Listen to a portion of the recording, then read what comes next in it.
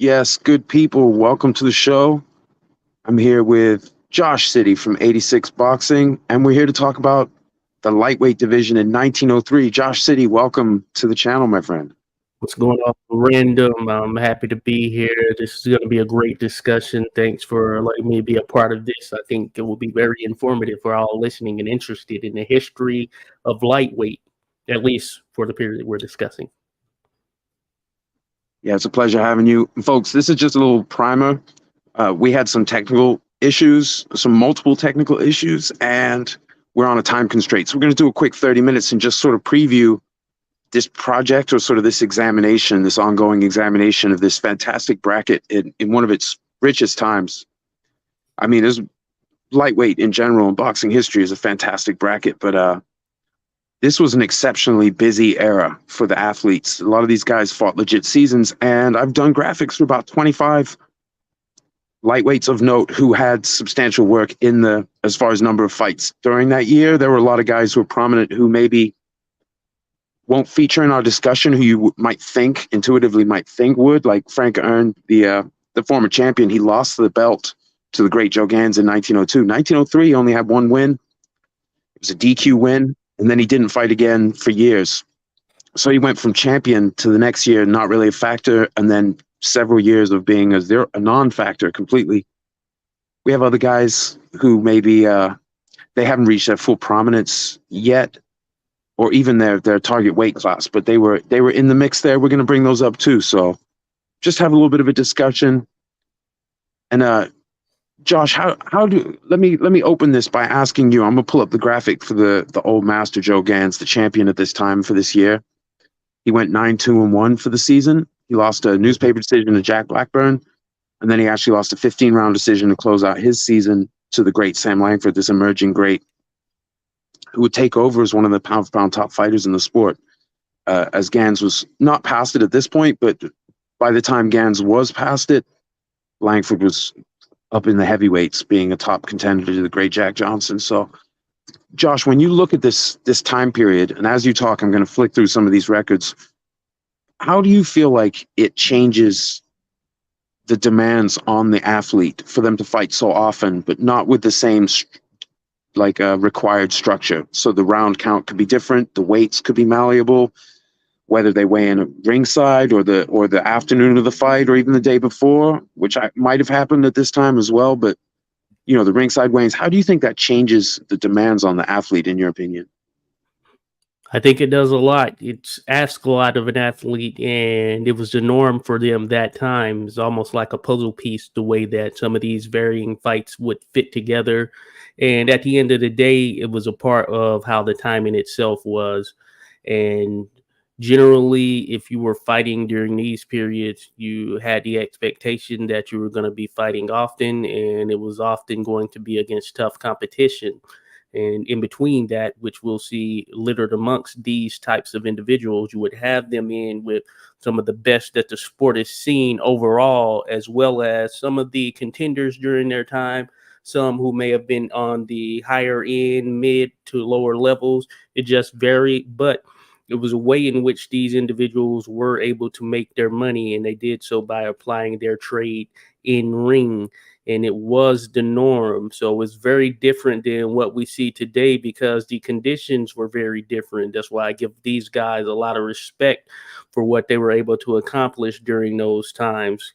Generally, if you were a fighter who primarily resided on the East Coast, for instance, if you took a trip over to the West Coast, you were going to be there for a good while, and you were going to try and take on as many fighters from that particular area as you could. So that is a testament as well, as far as individuals being able to get off the number of fights that they were able to do. And if you think about it and look at it from where they actually took place, then I think that opens it up even more, because you did have those guys who were constantly on the road, or they'd have particular periods. I know you used seasons to describe it, and certainly in a particular season, yeah, they could be out there on the road for pretty much the duration.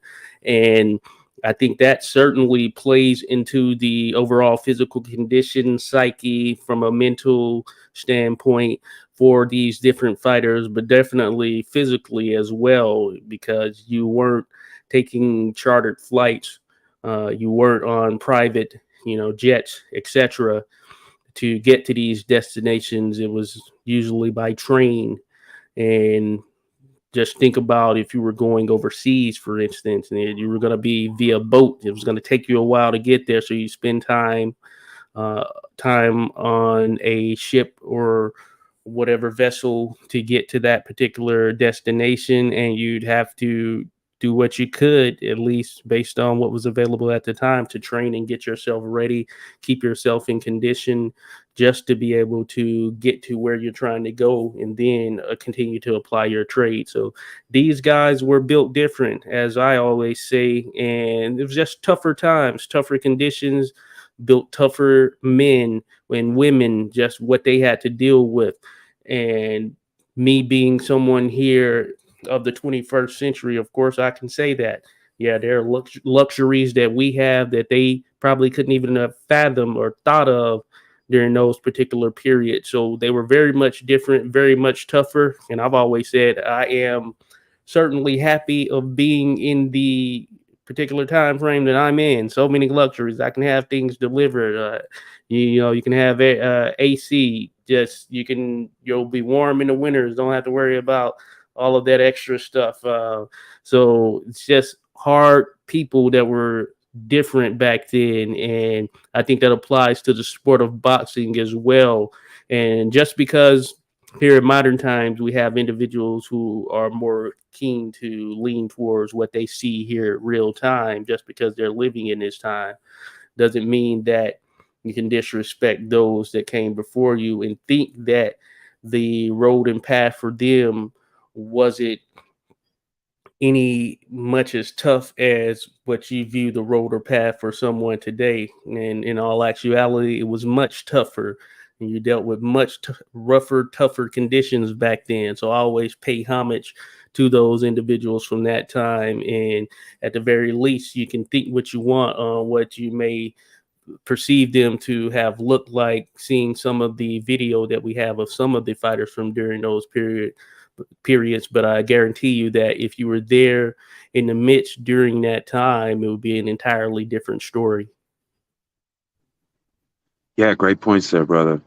Yeah, it's like because these guys fight seasons, right? And not every champion was busy. Some of the champions didn't have that many fights. They were haggling for purses. They could make money doing appearances.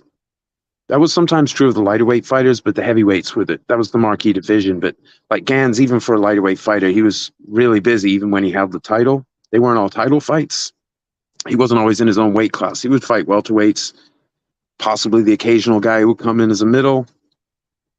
And he still had stopping power above his weight, but Gans was an exceptional talent. So this was a division where the champion is an all-time great.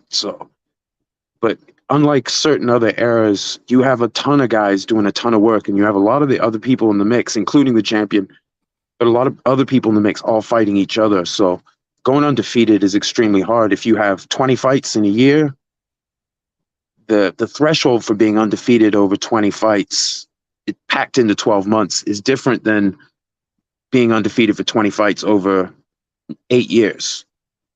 It's a different. I'm not saying it's easier or more difficult necessarily. It's just different. There's more prep time now. You have more footage.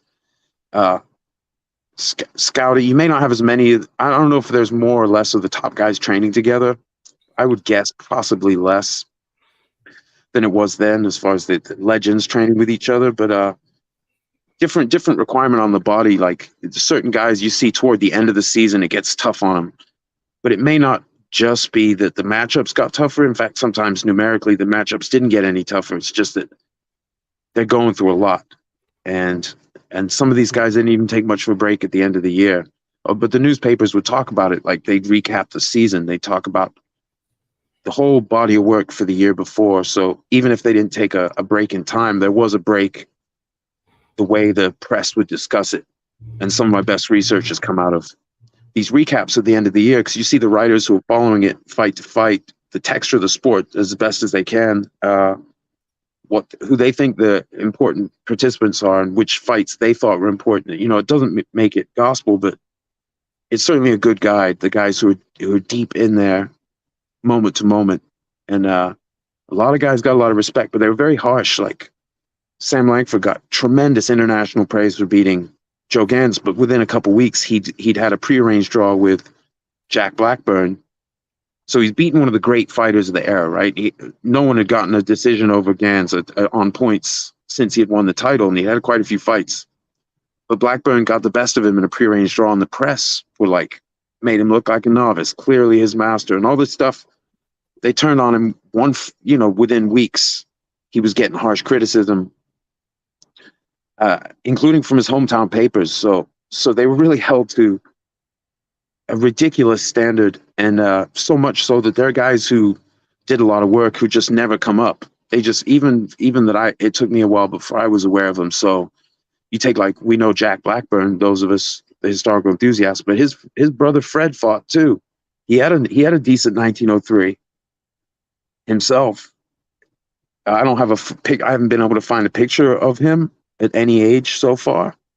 I haven't spent a tremendous amount of time. I will, but yeah. So like even Fritz over here, I guess he was known sometimes, but Fred Blackburn, man, he had some fights and a good numerical record, but it's just gets drowned out by the guys like his brother doing that work. And another thing with finding the issue, like I use BoxRec for these records, but they're not complete. Sometimes, like Cyber Boxing Zone, they may have different ones because they have a different threshold or standard for what they consider verified. So these are approximations. Blackburn claimed to have hundreds more fights than we have record for, and doesn't necessarily mean he was fronting either. It's just it's easy to put together a fight between two people at this time at any level, and easy to bet on it. So these records may not be complete.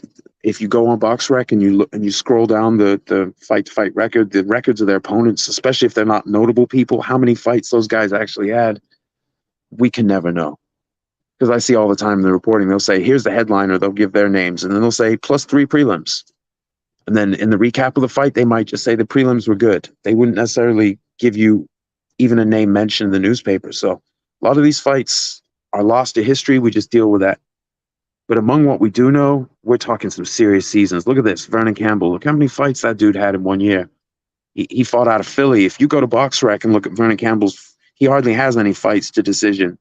He has an insane amount of fights that were no decision fights. And so you can get, including some of the finishes this year, in some of these athletes, if they're fighting in Philly, there's no decision. So you can't, if you're both on your feet at the end of the fight, you can't render a decision. The newspaper men would say who they thought won, and then people would bet on what the newspaper men would think. So you can't stop the betting. They just found a way around. But Vernon Campbell, no one knows him, but he got a win over Dave Holly, among others. Dave Holly, one of the top 6-round fighters. I guess let me ask you this, Josh. Let me weave you back in. How do you view the difference between long bookings and short fights? I know short fights, you can maybe keep a pace you can't do if you're expecting 10, 20 rounds. How do you view that when you're weighing achievement as far as winning over 6 rounds compared to, say, over 15? Well, I think it can certainly vary depending on the opponent, and not unlike what we see in some of the shorter fights today, it does put the onus on getting in there and doing your work there early and being consistent with it, because you don't have as much time to build up towards the back end. So you can imagine it would favor a fighter who may be more accustomed to applying his trade later, or at least being at his best, his or her best, or whatever, later in fights. But that being said, it also doesn't necessarily mean that it doesn't change the dynamic of how this fighter approaches it, and maybe put the onus on them to start to do their work very much earlier in the contest. So it can vary. We tend to associate such with a lot of fighters earlier in their careers these days, but it also just depends on how often you're fighting. And I think for those guys back then, it's customary because they were in the ring very often, and you could be fighting from week to week in some cases. So you would have to imagine multiple 20 rounders, etc., back to back. would have some wear and tear, so you need some of those other ones mixed in. And me just being a fan of boxing, and I'd imagine this would be the case with a lot of other ones, or boxing fans who are involved in the sport and all. But I think that if I could get X fighter in the ring today 6 times versus once or maybe twice a year, even if it means they're in a 6 rounder or something like that, then I'll take it, because that gives us more of an opportunity to see that fighter apply their trade, as opposed to, hey, we know that we make it 12 and at the max 24 rounds of fighting, assuming it goes the distance with a lot of the top level guys today, as opposed to back then. Hey, you just never know. So it was always that added plus, just being able to see these guys compete. So I don't factor in, or I don't necessarily hold it against them, and I don't view it as some major boost either. I think it will just vary, because if you're going to fight Jack Blackburn, for instance, regardless of the amount of rounds, you're still fighting Jack Blackburn, or you're fighting Sam Boland, you're fighting Joe Gans, you're fighting Willie Fitzgerald. You get what I'm saying? So you're going to, at the end of the day, it's still going to be those contenders who are considered that top or upper echelon, versus those that are trying to work their way there, or prove that they can be at that level. So yeah, I kind of, take it with a grain of salt and just chalk it up to the times for the most part. Yeah, I feel you, man. I look at it kind of like this is a season sport to me. Like, and I focus very heavily on this time period, or to the degree that time allows. And so I look at it kind of like, NFL teams. There are some great undefeated, or nearly undefeated seasons. There were great runs, but there are also teams that won the Super Bowl that didn't have a spectacular numerical regular season record. In combat sports, it's almost always the playoffs. You know what I mean? Like, you're always like in the chase. You don't accumulate this record and then you go into the play. I mean, they do book it sometimes that way, like elimination fights, but generally, especially in this time, you were just getting as much work as you could in, getting paid, building your name, fighting notable people.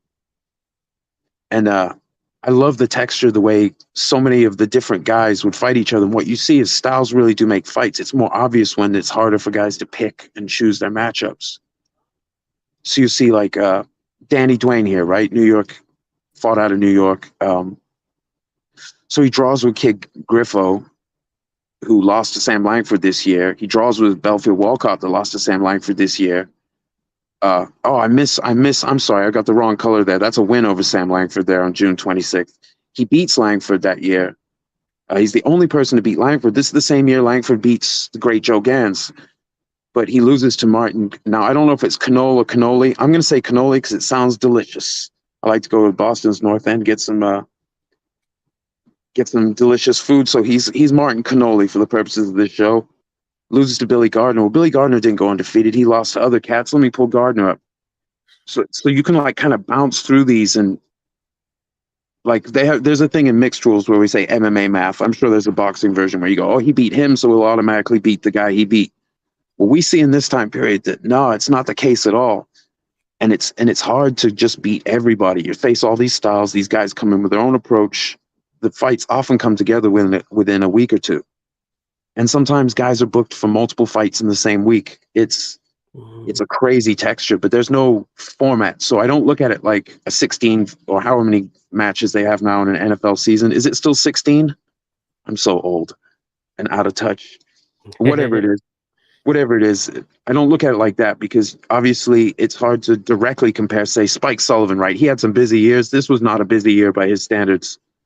Obviously, he still went out there 7 times though, but how do you directly compare him, where a lot of these are for 15 or 20 rounds, with, say, Kid Williams? Kid Williams had 1,000 fights that year, but a lot of no decision fights, 6 rounds in Philly where they couldn't render a decision. So it doesn't mean the newspapermen's estimation of who won was more or less than the refs, because, I mean, these guys were deep in the sport at this time, but it is hard to make direct comparisons, but it's all difficult. Like, this is very difficult, and then also what these other guys are doing difficult. And even researching this stuff gets complicated, say, for instance, Honey Melody. Honey Melody the year after this, I think it was '04, he claimed the white welterweight championship claim. Joe Walcott, Barbados Walcott, had the world title, but I think this year he's fighting a lot of lightweights. So I think Honey Melody, this was only a couple years into his career. I think this season he was fighting, at least part of the season, he's at lightweight because he fought, Jig Stone's a lightweight, Billy Gardner's a lightweight, Belfield Walcott's a lightweight, Passy Sweeney's a lightweight. So whether or not he's a welter, technically, he's fighting these lightweights. So I did factor him in, or say battling Nelson, who would later fight the great Joe Gans, take his title eventually. I don't know if he was a lightweight yet for 1903. So I made him a graphic just because he's later an extremely important figure, obviously. He takes a title from an all-time great, but I don't know if these might actually be at feather. So it's a little tricky. Guys were fighting up and down. Not everyone was like stuck at a bracket, especially between light and welter. So the year after this, Jack Blackburn, Sam Langford, and Dave Holly were all fighting at welterweight, and Joe Gans challenged Barbados Walcott at welterweight. So some of the most prominent lightweights who were already sometimes fighting at welter, but the next year they were actually contenders at welter. So it's like Langford never goes back to lightweight. After this season, he's no longer, can't make the weight. He's a teenager. Some of these other guys, like Honey Melody, I think he's 19 going into this season. So he's still growing into his adult size. So it gets a little tricky. I'm sure you found that too, right, Josh? Like, where did somebody fight in the weight class? Because even if they weren't in that class yet, sometimes they'd fight guys who were. Yeah, it is kind of, I keep harking back to it. It's like a norm at the time, but these guys, they would bounce around as far as fighting weights in terms of, and also in terms of who they were willing to step in there with. It's almost like the weights didn't necessarily matter as much as ensuring that they were able to get in the ring, they were able to fight, and they were able to get paid. You know what I'm saying? So I think it was just a norm for the time. So we'll see that often, and history is littered with a mix of that. And I know we've discussed it before, even with kind of how some of the titles were competed. Like you would see the middleweight title sometimes, let's say at 152 or 154, even going back to those days. I think about when Tommy Ryan and Nonpareil Jack Dempsey fought. I believe it was competed at 154 pounds, if I'm not mistaken, either that or 158, one or two. I know it was under 160 pounds, but it was for the middleweight title. And generally, those guys were never full-fledged big middleweights or anything like that, compared to what we will see today, where you have more of the guys cutting down from higher weights to get to middleweight. And it was often the case with a lot of these guys back then, not all of them, but a lot of these guys there at the top level, they weren't necessarily cutting down to the degree that these guys were, and they were actually coming up, or they were just fighting at a weight that was, they're kind of walking around weight, and it was just because. And of course, we didn't have those in between weights that people are able to compete in now in the same capacity, especially as it relates to the ability to pick up a title at any form of an in-between weight. So yeah, I think it's just kind of a norm of the time there, and it shifted somewhat as we've moved on and we're here to where we are now in the sport. But I think it was beneficial for people back then in terms of just getting them accustomed to just dealing with competition and that weight factor, because you weren't necessarily going to get many breaks if you were in your weight class and you were looking to move up, to say, okay, I can't get to that level that I need to in this weight class and I want to move up. You weren't going to get many weight breaks, so you just had to be prepared to just deal with people of varying sizes. Yeah, absolutely. And sometimes waiting a little bit makes a big difference. Because, like, say, Sam Langford, for instance, like, not all of his opponents here were in the lightweight class. Like Johnny Johnson, who he fights March 5th, actually won at 145 pounds, won the amateur tournament at the Roanoke Club the same night that Langford won at 135 the year before. So it was like approximately a year later, he's fighting a guy who was an amateur, won the amateur tournament at the class above. So he's already jumping weight within a few months of his first full season. I mean, Langford had a pro fight in April. He turned pro in, I think, April of of '02, but really like this was when he really got going. January 15th, he takes out Arthur Pratt in a round, and he's off to the races. So this is really when I consider his career to have properly started. Some guys' careers start in fits and bursts, like they stop and start style. So this was, once Langford got going, it was insane. And the year after this, he's a top welterweight. The year after that, he's fighting at middle and even fighting heavyweights. And then it's just crazy for the rest of his career. So like Elbows McFadden was scheduled to fight Langford in 1903. He refused to fight him, claimed an injury. Someone else stepped in. I'm trying to remember who. It might have been Andy Watson, one of their fights, and they had a prearranged draw. Basically, if you're both on your feet at the end of the fight, it's a draw, and he'd agree to fight under those conditions, short notice. I think it was either McFadden or, it must have been McFadden. Watson who stepped in. But anyway, McFadden did fight Langford in 1904, and he got smashed. He barely landed. One reporter said he landed 2 light blows in the whole fight. He barely made it out of the first and got knocked out for 2 minutes in the second.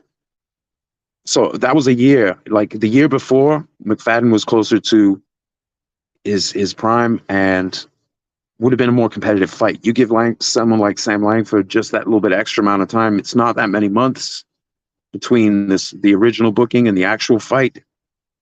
But look at what Langford's schedule is like. So like probably mid-year, some between one of those fights with Watson in May or in June. He's supposed to fight McFadden. When he fights him about a year later, he just absolutely flattens him because he's put on size. He's gained so much experience in that time. And I think that's what you see is there's a very sharp arc to some of these careers. Like one of the guys on here, let me pull him up real quick. I organized these alphabetically, but I've been looking at them differently in the folder for so long now. I can't find them. Here we go, Vernon Campbell. So this was his busiest year. He didn't do this every year of his career. This was his peak activity.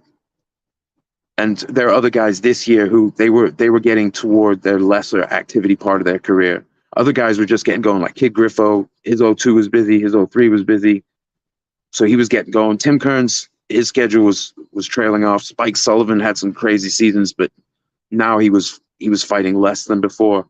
One of the things that makes guys like Langford and Gans stand out, which Josh, is that they kept a crazy schedule year to year, again and again and again.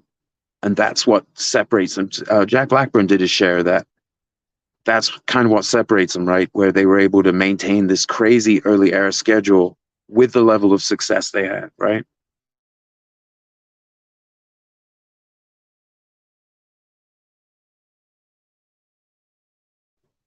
Oh, I think Josh is muted or he's busy. I'll just keep going. So like Dave Holly. Yes, I was muted, but I was real quick. I was just going to say most certainly, and I was just going to add, if you look at a lot of names on here, what is also interesting is the fact that some of these guys are those that will be considered some of the best ever to never win the world title. So you have to put that into perspective. Guys like Bobby Dobbs, Jack Blackburn, Dave Holly. I mean, these are some of the best fighters ever. George Elbows McFadden, and they never won a world title. And this is all around that same era. So just think about what benefits they would have had if it were a multi-belt era, kind of where we are now. So I guess you can say that is one of the good things of having multiple belts. Some guys who traditionally wouldn't get recognized as world champions get recognized as world champions, but by that same token, the path is very much different from guys of the past, and they didn't really have those types of opportunities. Not just necessarily that they got a shot and failed. Is like in a lot of cases, the opportunity just never came, period. Right. And even with Gans going around keeping a crazy schedule, they weren't all title fights. And there's also Gans was really hard to beat. So like you might get a crack at him. And some of these guys that Gans was fighting, they had good seasons the year before. The year they fought him, they didn't have a lot of fights. So not everyone that's on Gans' schedule got a graphic because they may not have had the kind of season that year other than the fighting Gans that would, when I had to narrow, I narrowed it down to 25 guys. There's probably another 20 I could stick in there, and I probably will for part 2. But for now, so there's certain, like Steve Crosby. I don't think he really had the kind of. I don't think I made one for him. I don't think he had the kind of schedule that year, even though he did fight Gans, and got stopped. So or Jack Bennett. I don't think I did a graphic for him because I don't know if he fought Gans at 138. I think 138 pounds ringside. So lightweight was 133 at this time. That's another thing I guess we should mention is so you could fight for the title against Joe Gans at 138. Sam Langford was supposed to fight him at 138. He only made 140, so it was non-title fight, but it was actually going to be with the title on the line above the weight because they had to weigh in right before they went and fought. So, but other fights, Gans demanded you got to make 133 ringside. You got to make the limit to even right before you get in and fight. So that's another thing that's different from today.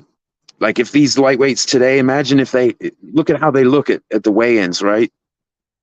You could blow them over with a sneeze. Some of these guys, if they had to make that weight and then go fight, they'd obviously be a weight class or two above. And so some of these guys, they really were in that weight, but it's not always the case. So like Gans fought Jack Bennett at 138.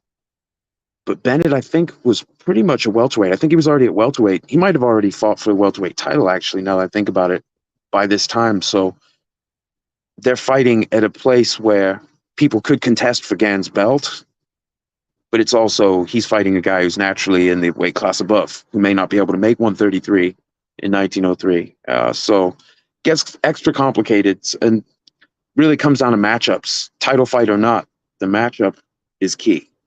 A title, because you could just give someone a title. Gans could just hand someone a title, and now he's holding the title, but it doesn't mean he's won it. And then we say that today, people get elevated, Josh, like they get elevated to champion. They might have great wins.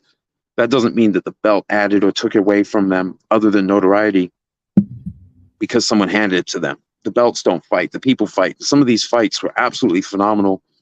Yep. The title wasn't involved, but it's still a great matchup. So looking at the sport, trying to gauge a season, title fights, like with Gans' record, I don't look at necessarily how many times the title was at stake. I just look at who he's fighting, how they were doing, how big they were, any success they'd had. And same for all of these schedules. So if we were, say, in our part 2 to rank these lightweights, we could do it ring style where Gans would automatically be the ring champion and then we'd be ranking the contenders, but we could also just rank the seasons, the original ring rankings in the mid-20s. I mean, they appear to have been just who had the best season. Then a few years into it, they started having the champion set above everyone else.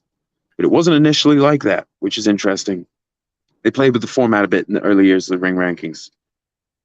So I suppose we could do it 2 different ways. I think Gans might still end up the top guy even though he lost to Blackburn over 6 and then Langford over 15, I think he might still be the top guy if we didn't do the ring style. Do you have any opinion on how we should do that, Josh?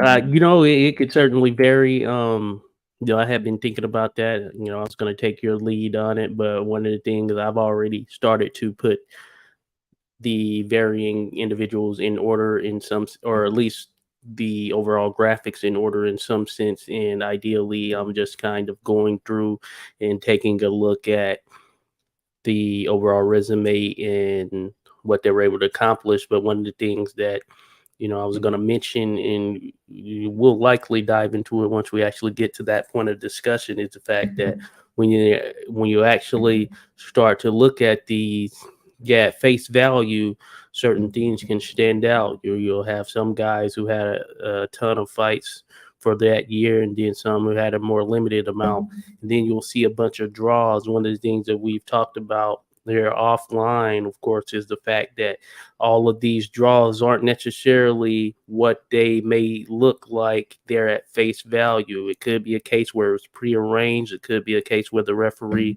just decided upon a draw in a close fight. Just a varying amount of things. It could have been that someone wasn't able to knock out their opponent and therefore it ended up being a draw. So you really have to dive into those fights at an individual level to be able to get a true understanding, especially when ranking them amongst each other. because some of those draws may not necessarily register as such at face value, but they may be better than some of those wins that you may see as well on some resumes, just depending on the circumstances of it.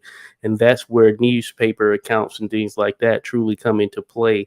So, I think, yeah, we can probably touch base again to kind of really hone in on some little tidbits we might want to throw in the mix. But I thought it to be a challenge, a welcome challenge, and I think that it'll be very interesting once we ultimately come to the decisions we do, and then just for those involved who are attending, listening, may have opinions on it as well. I think it'll be very interesting and informative.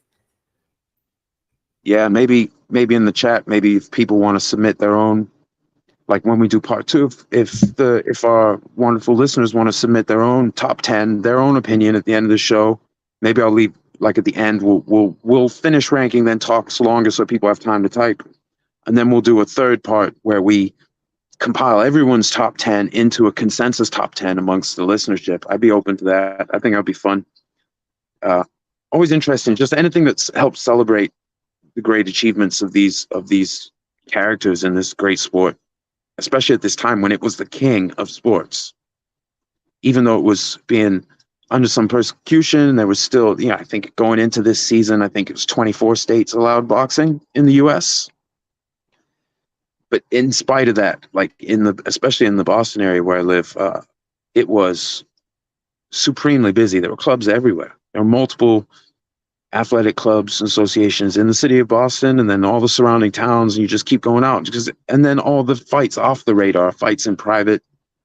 It's people just fighting amongst themselves on corners. I mean, it's the general level of fistic ability and willingness in the general public at this time compared to today. It's not even the same today.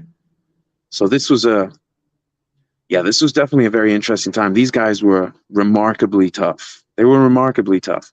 But I think like you were saying with the draws, so like Jack Blackburn had a prearranged draw with Sam Langford to close out the 1903 season. He got the best of that fight. He won the majority of the rounds. The newspapers made it clear, even the Boston newspapers that loved some Sam Langford because he was like the best lightweight in Boston. He was like, and he beat Joe Gans just not that long before.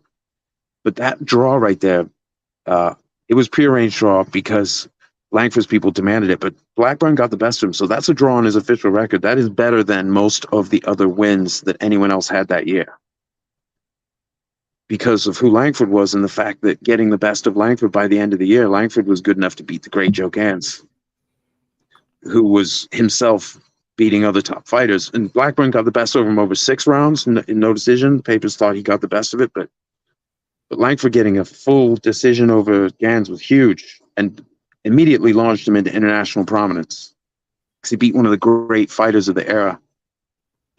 But then within, barely any time at all, Blackburn's gotten the best of him. And so like you see the textures of these year-to-year records that every season, like just diving in this one weight class in this one season, it's really hard to get a real pecking order out of it because so many guys fought enough times against different styles and they matched up well against some and poorly against others. So you can't say that Danny Dwayne beat Sam Langford. That's really bothering me that I left. I'm going to have to fix that I made his win over Langford blue. Sorry, Danny. But, we can't say that Billy Gardner and Martin Cannoli would beat Sam Langford because they beat Danny Dwayne, who, because Langford got the best of Gans, someone who could get the best of him could get the best of Gans. Like, it really doesn't work out that way. And we see lots of these guys had a lot of respectable wins. This high level work, even in a season where someone might have broken even, or a season where they're clearly not the best guy around, but they're capable of some awesome things. Like Kid Griffo, he took some beatings, man. He couldn't get past, Jimmy Gardner gave him 3 L's in a row. Langford beat on him for 12 rounds, but he did get the best of Jig Stone in one of their fights. Jig Stone was serious at this time, was considered a pretty serious proposition, You know, he lost to Griffo, but he beat Honey Melody, who was claiming the welterweight title the next year, and later on, a couple years after that, was the world champion welterweight. So you have to, and he also drew a Jigstone with a Honey Melody. So like, you have to take these guys seriously. There were these guys that stood out locally and regionally were very serious people, because the sport was concentrated into certain regions. So just like even years later, when Gene Tunney and Harry Greb fought the first time, that was for the Americas light heavyweight title. It wasn't for the quote unquote world title. That's one of the illest matchups of that era, even though there's no world title. So the belts, they don't mean, to me, they don't, even though they were harder to get a hold of, they don't mean as much to me in this era, because more guys were putting in really intense resumes, irrespective of any title. You know what I mean, Josh? Does that make sense? Yes, it certainly it certainly does, and I think that's the nature of how they operated back then, where it was just about the competition, just being in the mix, and who you ultimately ended up going against. And I think this is what got us accustomed to these types of individuals, or at least them becoming the names that we knew, is because they just fought the fights. You know, we say that often. We're lucky to get some of the fights that we do get these days, and oftentimes it isn't necessarily cases where, you know, we're seeing the best versus the best, which can be fine if you're actually fighting often and you're fighting more on a recurring or regular basis, but we don't often get that as much as we probably expect or should get, considering it is a sport. It's about entertainment. It's about fighting, putting on a show. That's how the boxers get paid. But back then, you saw that a lot more. And again, it ties to the times, of course, where the sport was at then. Excuse me. They're certainly the most popular sport in the world at that particular time. Today, it's not the most popular sport. But that being said, there's still a great group of fans. It can be considered a niche sport in some sense. So people will turn out and tune in for the best fights that the sport has to offer. And getting those is, I think, what will continue to help the sport thrive. But we saw that back then, even if unexpected, even if there were some guys who may not have had the name at the beginning point of them starting things out. There were instances, just because they fought so often against, in most cases, top level comp. We got some of those great fights that just truly wrung out and stood the test of time, that we still can talk about to this day in a similar capacity or fashion. And I think that speaks volumes to just how it was from an overall competition standpoint. Yeah, excellently put, my friend. Yeah, and there's still stuff that there's stuff we know that we can't know everything, but that we also know that there are things that are still, there's information that's still emerging. Maybe not key information as far as like main fights, but there's still stuff out there, folks. And sometimes it's hiding in plain sight. I found Fight for Langford. We did a show on this, Josh. You can find it on my channel, folks. We did a show. I found a Fight for Langford in his debut season. It was in one of the major Boston papers. It was also in the Revere Journal. It was in 2 publications that are available online, only one of which is behind a paywall. So it's like stuff's there. Like this guy retired almost 100 years ago, but that was because thanks to the internet, thanks to digital scans. Yeah, here's the Revere Journal. So this was an athletic club I'd never heard of until I saw this. Up north of the city, near today's Revere, Massachusetts today. But I didn't know this place existed, and it was just there. So there's other stuff. It's just, and see, I got the other write-up was in the Boston Post, which is a newspaper that was already in the archive that I had searched the first time I did the deep dive day-to-day run through the 1903 Boston newspapers. It either wasn't there, or it didn't come up in the scan, or I just missed it. So this was a paper that was already in the archive that I'd already searched very thoroughly, including spelling mistakes, improvising spelling, trying to anticipate how a digital search might accidentally mischaracterize the characters. So I'm really trying to find every version I'm not just searching for Sam Langford and that's it. We go with Sam Lang, Samuel, San, every kind of typo just to try and catch those. And I still miss this, or that page wasn't scanned to a degree that it would pick it up. So there's still stuff there. I hope to find more. The odds of fighting major fights are low because those were covered. But as far as fleshing out like the total amount of work that everyone was doing, that's still available to us. We do know about the major fights. They were important, but it's just incomplete. But even from what we know, it's pretty crazy. And like you were saying, there are guys who hadn't made their name yet, but they come up quick at this time. They can really, like, look at Honey Melody. I think it might have been the year before was his first like busy season. But look, he's going through it. Not all these people are inconsequential. Billy Gardner, that's a good win. Beating Belfield Walcott. Belfield Walcott, one of these guys, lots of draws, plenty of losses, but he was in the papers. He's a tough proposition. The people who are very critical of boxers, the writers in the papers who are critical of boxers, consider Belfield a top-notch guy to go in against. Obviously, his brother's the welterweight champion this time. They trained together. Sam Langford said, had become friends with Belfield, so they fought twice, but he was giving him tips and tricks that he had picked up from his great brother. But Belfield, like, deceptive record. You look at his season, that's not really a great season, right? Especially in the context of all the other ones guys had. But like you were saying with draws, like he drew with Jimmy Gardner over 8 rounds, had 3 draws in a row with Patsy Sweeney, who's the top lightweight of that time, especially in the years leading up to this. Patsy Sweeney was a serious dude. 3 8-round draws. Drew again with Jimmy Gardner. Drew with Mike Twin Sullivan, who was just starting his career out, but he was already formidable. That's 6 draws, so that's 6 fights without a win, but those are all serious dudes. And in this time, if you had a close fight, a lot of these different refs would just call it a draw. Like, not to everyone, but a lot of these refs, if you were fighting to a decision, you needed to actually clearly take the decision, or they would just say, it's about a draw.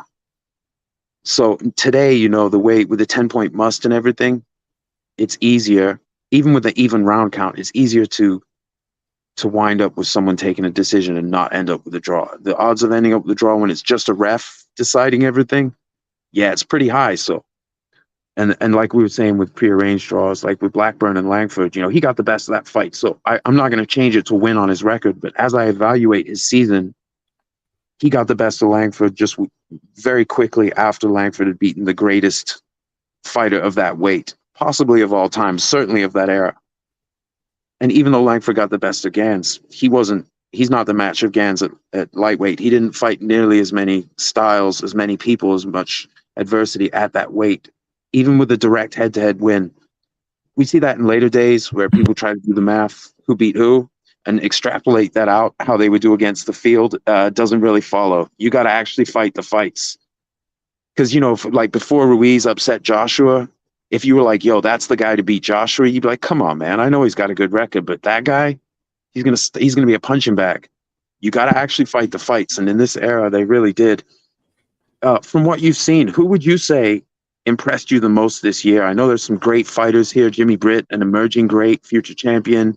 The great Jack Blackburn, who never got a title, but had so many great seasons and was a brilliant stylist, very influential fighter. Bobby Dobbs, a legend who'd been in the game a long time.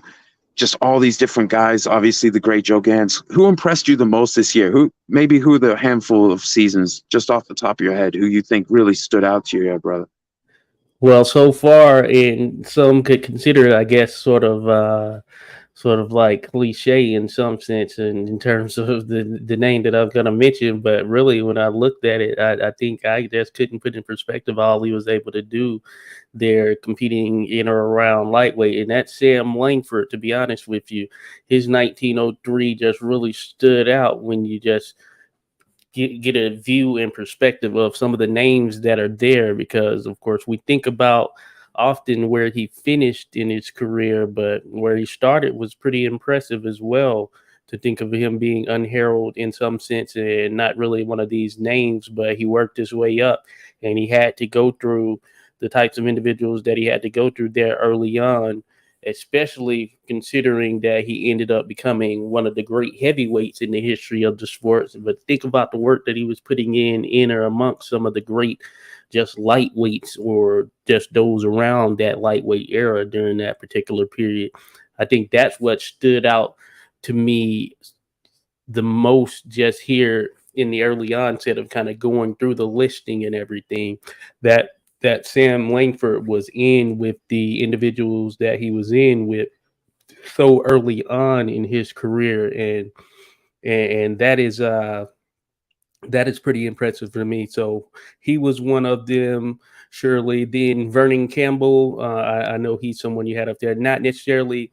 I think it was more so from the fact that I didn't really know of him, and just seeing some of the names that he was in there with here. And this is before me, of course, diving into just his overall season as a whole. But I was pretty much impressed by him, especially when I'm able to become familiar with a person who I really wasn't familiar with prior to such. So he's another one that actually stood out for me. And I'll also throw out Belfield Walcott. While there were a ton of draws that were there on his resume, but he was able to put in a lot of work there in 1903. And of course, of course, we know his brother being one of the greatest of all time, but he was no slouch himself in the sport and a true contender in that sense. So those were probably the three that immediately stood out, but most certainly Sam Langford being the top of that just for what he was able to do there early on. Yeah, that's a crazy year. And I think between him and Gans, I think for me those are the top two seasons. But it's also, I need a little more context. I feel like I have my boxing books that I've bought, that I've accumulated over the last 6 months to help my direct research for Langford and his key opponents early in his career. But like, I wish I'd read up more on Battling Nelson, because it's bothering me that I don't know what weight class this was at. I feel like he might have been not a lightweight yet, but it's hard because guys from lower weights would he cross over into the next weight class. So from the information we have available, it's hard sometimes to tell if the smaller guy's moving up or the bigger guy's just fighting a smaller person, like if it's a career move, or because they would jump up and down. But some of these seasons for me, like Dave Holly, like his busy years, I thought were very impressive. Especially as like that fight he had December 7th with Gans, that was a great fight. That was a fierce 6-round battle. He really gave it to Gans. He did lose, but he definitely goes, volume fighter, very tricky, loop puncher. He could do the shoulder roll. Holly was a tricky character. I've seen him described as erratic, but I think that's partly his schedule was so crazy that he didn't match up well with everyone. Vernon Campbell gave him big problems. But Holly was one of the top 6-round fighters in the sport, especially at lightweight. Arguably the top guy or one of the top handful of guys over 6 rounds. Different than long fights, and I've seen that in the paper. They say, "Oh, he is one of the top guys here at over that length of a fight," but it's unknown. Early in his career, they were saying it's unknown as so far how he'll do in the longer bouts. So, like, even at the time, they would count, like, in the title fights sometimes were very long, scheduled for very large amounts of rounds. So, for me, I weigh the longer fights more, but also the busy schedule and seeing all these different styles. Someone like him, or Langford, who saw all these different styles. Langford didn't have as many high-level fights as certain other fighters in a year, or as many high-level fights with like long rounds, but he saw a bunch of dudes this year. So it's pretty stunning. And part of the reason I wanted to focus on the book that I'm working on in his early seasons, like 02 to 06, probably is what is the scope of the book. It may end up being up to the end of 08 when Johnson wins the world title from Tommy Burns. I'm not sure, but it's at least going to be 02 to 06, is how much he was forging his later greatness and already exhibiting greatness, but by overcoming adversity of all these different styles, and also the schedule and the uncertainty. so that later in his career, when he was able to keep calm in the storm, specifically because he'd seen it all. He'd seen so much. Like even these guys who aren't, they're not prominent enough. There are guys who aren't prominent enough that if you talk about Langford's, try to talk about his whole career in one sitting, they're not going to come up. They're just not important enough. But they were still considered as somebody. Let me bring up this guy, George Gunther. He came over and fought Langford in 2004, but apparently he'd already fought in Australia and had a bunch of wins all by knockout. Like he made a big noise over there locally and then came over here, started fighting right away at a high level. Not prominent enough, even though he's an important person in his own right, but just there's too much. Langford did too much for these others. So then you go down to these like fights like against Young Jarvis. I mean, no one knows who that guy is. No one, I don't even, like it's just an incidental fact about his career, although it was a thrill to find it. So like with Langford, like the odds of finding more high level fights, I don't know, but like just trying to fully, because he did so much, it's hard to fully appreciate the smaller fights within that epic career, because a lot of guys, their filler fights are at a lower level than many of Langford's filler fights, what we would consider filler fights, below contender or Hall of Fame level or whatever, or ranked, what would be ranked. But it's not just him. Belfield Walcott fought a ton of dudes. If you just go by strength of schedule, some of these guys, it's really ridiculous. And someone mentioned in the chat, Honey Melody, very underrated. That's absolutely right. Even here, before he's at claiming the white welterweight championship, he's already fought some serious dudes. Billy Gardner, Jake Stone, Belfield Walcott, Patsy Sweeney. These guys are no joke. And he's not even in that thing. He's just a hot local prospect, with a couple setbacks, one of them a DQ this year. But, and then had the loss to Jake Stone, but fought him twice more to a draw. Like, he's already putting in work. Langford the same way. Didn't get the title when he beat Joe Gans, but he's putting in that work. Blackburn putting in that work. Even like the older warhorses like Elbows McFadden, Bobby Dobbs, putting in that work. He's not fighting nobodies. Charlie Hitte, or however you would say his name. I'm going to say Hitte because it sounds like Boston slang. Hey, that boy can fight, man. He's a hitter. But Jimmy Gardner, serious dude. Mike Twin Sullivan, Belfield Walcott. He's not fighting, and again, we can't always know the exact schedule. So seeing the experience level of opponents is tough because not everyone's like a Dave Holly where someone went and researched in the Philly newspapers and just one or two researchers really put together his record to that degree. You found that yourself, Josh. I'm sure researching guys for these videos, it's hard to properly compile how busy they were. There are gaps, right? Oh yeah, certainly. You'll run into those type situations. There are varying instances in which you run across accounts of varying fights, and then maybe some things that were happening in between those fights that we don't necessarily really see or read much about in terms of these guys with the exhibitions, what they may have been doing training wise, sparring and all that stuff. So you have to think that the multitude of all those things tend to add up, especially considering a lot of these guys fought very often, had very long careers with tremendous amount of fights that we aren't customary or we don't customarily see here these days. So I think all of that goes into the mix. We've shared on many occasions where there might be some stuff or fights that we don't know of that actually took place. Well, we know that to be the case because you'll often see reporting from the time they indicated such, and even the fighters themselves indicating such.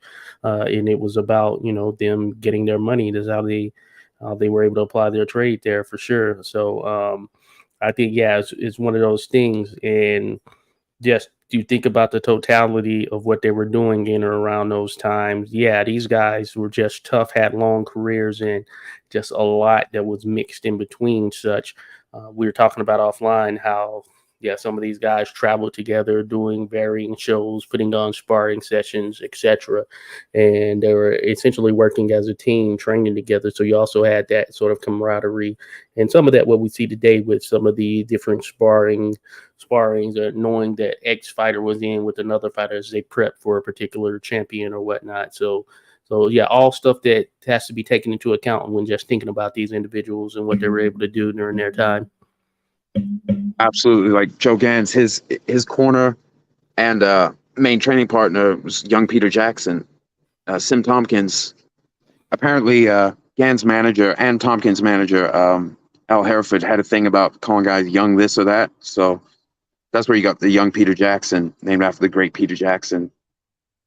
Uh, so yeah, so Gans was working at the high level. Jackson was more of like a welterweight who ended up at middle, even challenged Jack Johnson at heavyweight for the colored title. But yeah, so when you're in there with quality, it helps sustain quality. Keep him sharp. Gans was just so brilliant, even at the very end of his career when he's sick, and he's his body's failing him. He's still world class. It's absolutely insane. Langford, he knew so much by the end of his career. He was blind in both eyes, basically. A couple punches and he's losing sight in his only good eye, quote unquote good eye, his better eye, the one that isn't completely non-functioning. Still can knock out Tiger Flowers, catching him. Like insanity. Late career brilliance based on just having done so much. You can see James Toney, like the end of James Toney's career, he's still dangerous, even though he's punch drunk. He's chubby. He was never big on conditioning, apparently, more on sparring. But like because of that, his ability, I always say this, Josh, I love watching James Toney fight. He could be beaten in his career. Obviously, he didn't go undefeated, but man, I just love seeing that technique and that coolness under pressure. And it reminds me of what I imagine Langford might have been like, although Langford was a power puncher, but he had that kind of technique from experience. But he wasn't the only one building experience. Part of the reason I wanted to do this series of discussions, was to point out, like battling Nelson, right? He's not at title level yet, but look at that. That's how you build experience. And unlike today, when they might just do that for their first year, do it as an amateur and then do it their first year as a pro and then slow down. These guys were doing it year on year. This was Langford's busy year, but the next year he had at least 14 fights. Plus, who knows how many off the books or in private, because Boston started cracking down on boxing in 2004. So he didn't have all these athletic clubs in 2003, in 2004 that were available to him in 2003, including the Lennox Club, where I think he fought 12 times there in 2003. Well, the guy running his career ran the Lennox Club. So he had that on top of all the other venues that were hiring him. But it's also willingness. Like when you were a top guy, the different clubs, the schedules were tailored to, it's a live gate era. You make your money, people buy tickets, side bets. So you're fighting a lot because there's a demand. So if you have a good fight in one venue, they might bring you back, or another venue might bring you in, or both. So Langford had a really great fight with Luther Manuel, so they fought again. And then a different club, if I'm remembering, then a different club brought him in to fight again over a longer fight within a couple weeks. Yeah, look at that. In January, he fights Luther Manuel, then he fights him again early February, then he fights him again February 27th. I think that third one was at a different club. So people want, like, these long series, there's a reason that they could happen. Like, would Langford have gone on to fight Sam McVeigh 15 times in the TV or the pay-per-view era? Probably not. But in that era where these different live patrons want to see it, yeah, you could do that. And so it's just the opportunity to fight more. And also stepping in short notice. Guys are less likely to do that today. The zero in the record's valued so much. But guys like Andy Watson, Blackburn, Langford himself, they would step in short notice. They would be there at the venue. Someone couldn't fight. They go, yo, I'll fight. Give me that purse. So Watson stepped in and fought Sam Langford short notice. Sam Langford was one of the top prospects at lightweight in the country at the time that he steps in short notice to fight him. He's already considered that level. And they had a rivalry over who was the best lightweight in the West End of Boston. That was like the claim for at least one of their fights. That's how it was being portrayed in the paper. The West End is gone now. That was part of the city that was sort of taken down for highway, but at the time, thriving neighborhood. So you have all these sub-rivalries, and I just love that. It's not always possible to find out all the different claims that were happening at the time. It was less formulaic than today. It was less sort of structured than today, but certainly bragging rights counted a lot. I mean, like Blackburn, like Josh, like Blackburn, he had serious bragging rights, having gotten the best of Gans over 6 rounds and then the best of Langford, even though it was officially a draw. Like he went into 1904 like a top-notch guy, and then was, as a lightweight and also potential welterweight. pretty crazy. His career is pretty crazy. Who knows what he might have done had he not gone to jail for those several years, you know? Because he had good seasons before and after. Certainly, certainly. And if you look at his resume, I mean, he was going up against generational fighters at varying stages. To just think about that, look at that lightweight, and to think this is a guy that would go on to fight Harry Greb, for of all people. So very generational in terms of the type of competition that he ultimately went up against during his career, and certainly high on the list of those guys when I was mentioning to never win a world title. Jack Blackburn rates high amongst that list, and he would go on to be a legendary trainer as well. We all know him and his feats as far as what he was able to do with Joe Louis, of course, probably the most famous of the champions and other fighters that he was able to train. So that speaks volumes to not only his ability, but also the knowledge that he had and how that was able to carry forward as he continued down the process in terms of that journey that is boxing, which is very much a lifetime appointment in most cases. Jack Blackburn pretty much provides the exact replica of the top echelon of such, despite never winning a world title. Yeah, and a very important figure, like in the context of like just ignoring all his other work, his fights, his influence in his day, everything else, all the other guys he trained. Just his work with Joe Louis makes him a pivotal figure in boxing history because of what Joe Louis represented and what he went on to represent long decades after he was a champion. You know, so yeah, Blackburn on multiple levels is an extremely important figure. I know BL, the boxing librarians, always said that he should be in the Hall of Fame as a fighter, not just a coach. I 100% agree with that. I know you do as well. I'm actually interested to know if it was, I don't know if he had multiple brothers. I think he might have had a third brother, but I'm wondering if, I know that he got that scar on his face in an argument. His brother slashed him with a razor. I wonder if it was Fred or if it was a different brother. I haven't been able to find out so far. I just heard that it was his brother. Slash him across the face, but I wonder if it was Fred. I mean, obviously he's a pretty tough character too if he's out here fighting. And Philly, that's a tough town. I think they're actually from Kentucky, but fighting out of Philly, you know, that's another thing too, is like when you're trying to figure out where someone's from, there's a lot of stuff that gets, for one reason or another, there's stuff that gets misrelayed, even in the reporting of the day. So I've seen Sam Langford in reports said he was from Maine. Mm-hmm. No, I think he might have worked in Maine when he was working his way as a teenager down to Boston. He's not from Maine. He's from Nova Scotia, lived in Cambridge, Massachusetts, and fought out of Boston.